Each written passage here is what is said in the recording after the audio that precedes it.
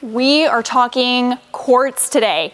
This is kind of a topic that I get asked maybe more than any other topic is what is this product quartz that you're seeing in everybody's kitchen these days? It's become one of the most prominent types of product for kitchen countertops. So I'm gonna give you some of a little bit of pros and cons and what I love about quartz.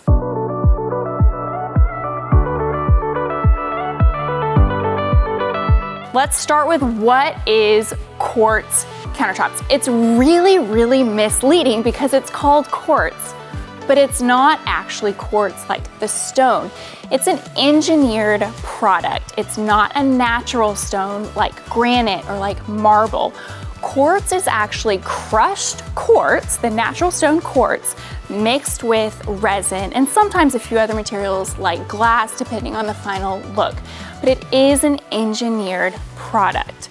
So with that comes a lot of pros. One of the pros with quartz is the price point. It runs the gamut on price points. You can start at a really basic point for any budget, all the way up into kind of what we call exotics, which is really deep, intricate level veining. So a question that I get asked a lot when picking out countertops and quartz in particular is, are all quartz slabs made alike? And the answer is no. There's something that you want to look for. It's called the Breton stone patent.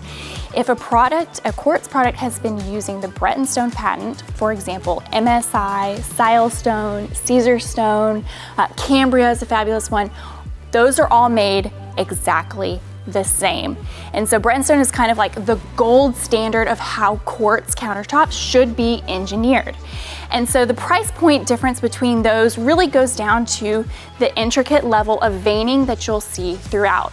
So one of the biggest pros is that quartz is engineered, but it's made to look like marble. And so it's a much more cost-effective product if you're really wanting that marble look.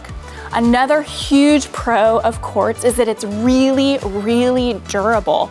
You can cut on it, it doesn't scratch easily at all.